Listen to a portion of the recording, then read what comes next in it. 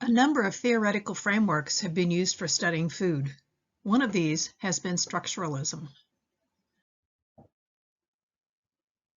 Your two readings for today, Mary Douglas, Deciphering a Meal, and Anne Murcott, The Cultural Significance of Food and Eating, both give structural analyses of food.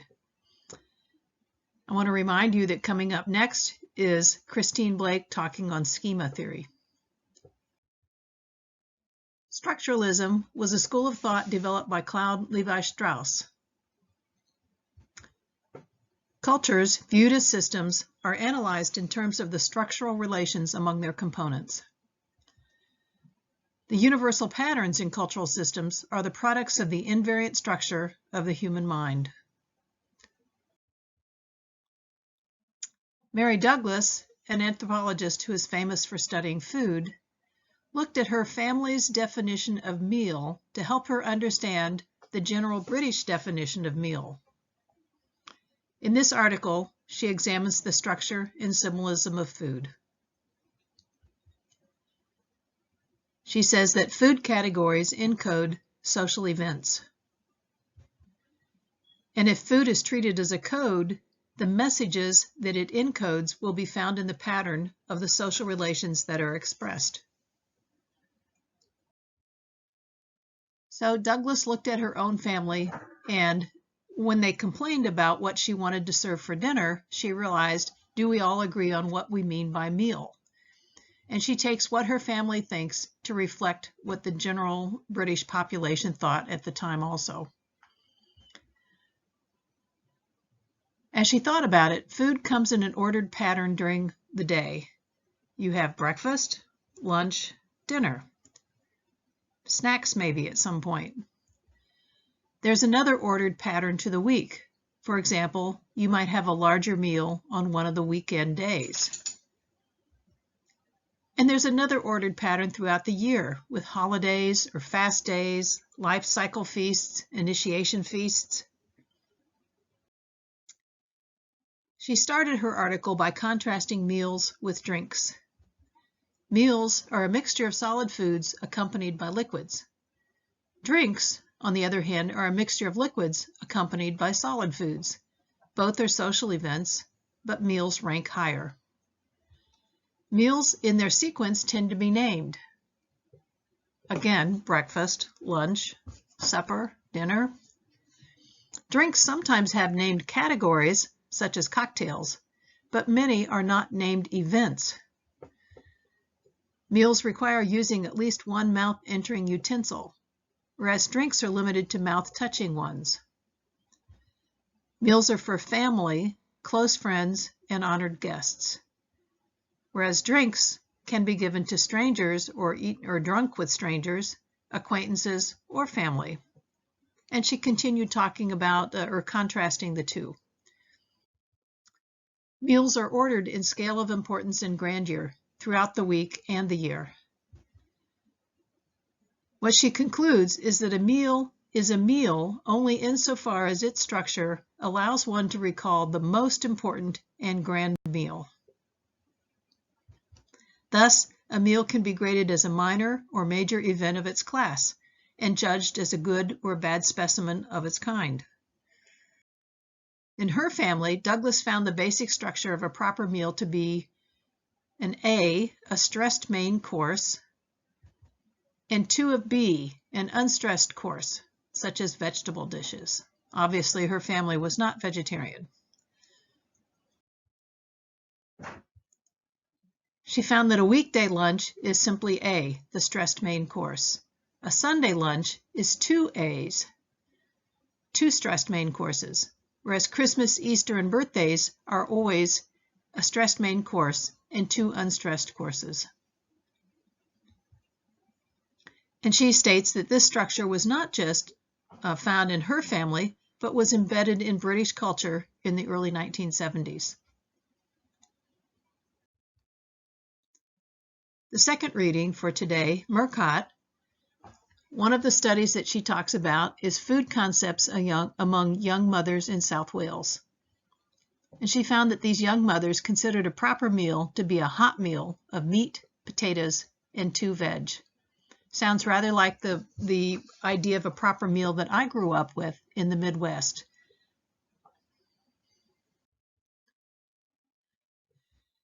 Mary Douglas ended with the structural analysis of the Jewish rules concerning meat. Certain animal kinds are unfit for eating, but of those that are admitted as edible, you must have total separation of meat from blood before you cook the meat, and total separation of milk from meat. Thus, animals are classified by holiness, edibility, and whether abominable, with rules for animals that live in water, air, or on land. So this classification assigns all living creatures to one of these 3 spheres, water, air, or land, based on their behavior, and it selects certain morphological criteria that are found most commonly in the animals inhabiting each sphere. For example, to be edible, water creatures must have fins and scales. Any living being that falls outside of this classification is not to be touched or eaten. Thus, all animals that are anomalous are rejected, not fit for the altar or the table. This would include animals that live between 2 spheres. For example, say a flying squirrel, I would imagine, or perhaps a bat.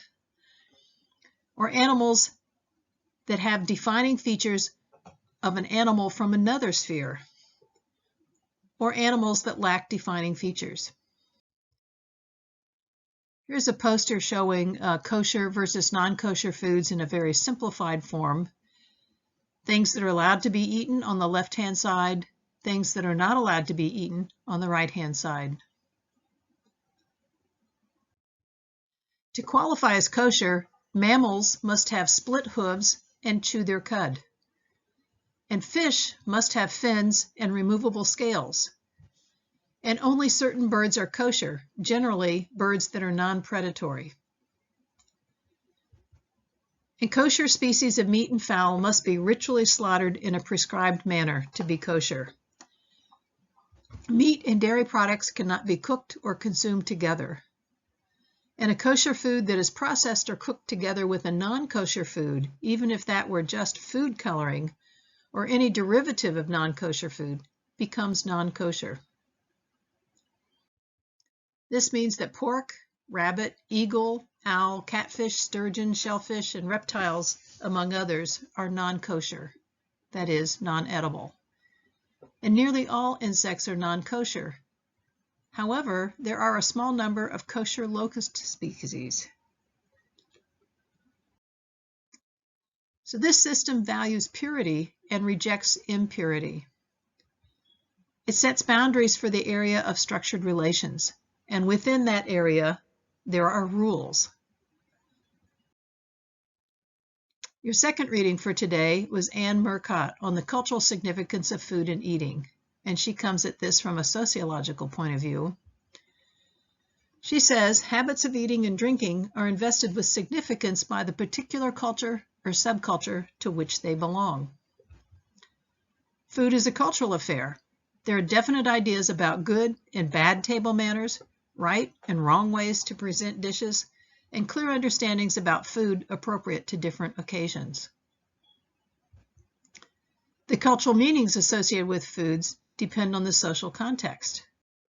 Thinking about our society for a moment, does everyone eat the same food? Men versus women? Pregnant or nursing women? Do we have different ideas of what infants versus toddlers should eat, versus adolescents, or adults versus old people? I believe we do have some very definite ideas about what is appropriate food at different ages. Rich versus poor.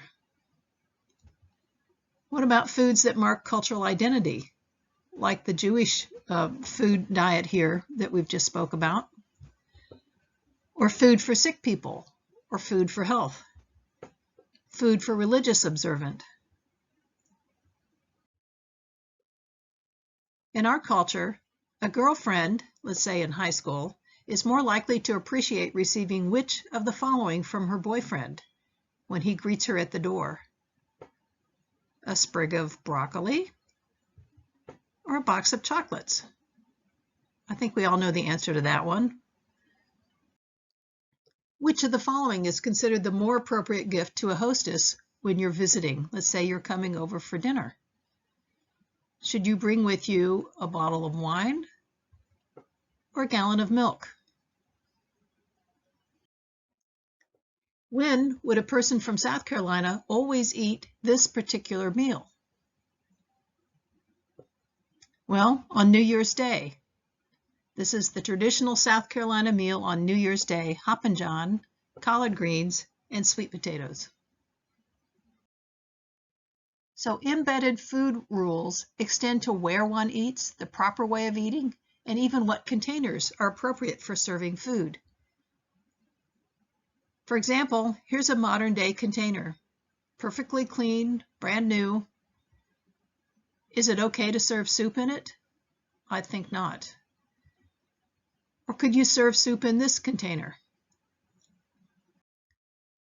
Are these appropriate serving containers and utensils for a formal reception with dignitaries visiting us from another country?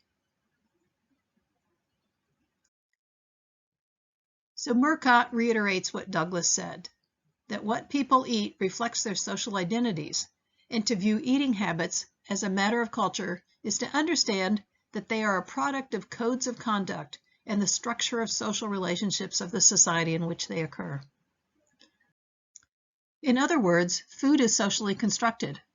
Foodways are not just a passive reflection of society. People integrate food into social negotiation and action. Food has social, political, and symbolic import. The distribution and consumption of food is a socially and politically meaningful act. The meaning of food can change depending on context, on how acquired, who prepared it, the context of its consumption, and so on. And many of our upcoming readings during the semester will speak to some of these issues.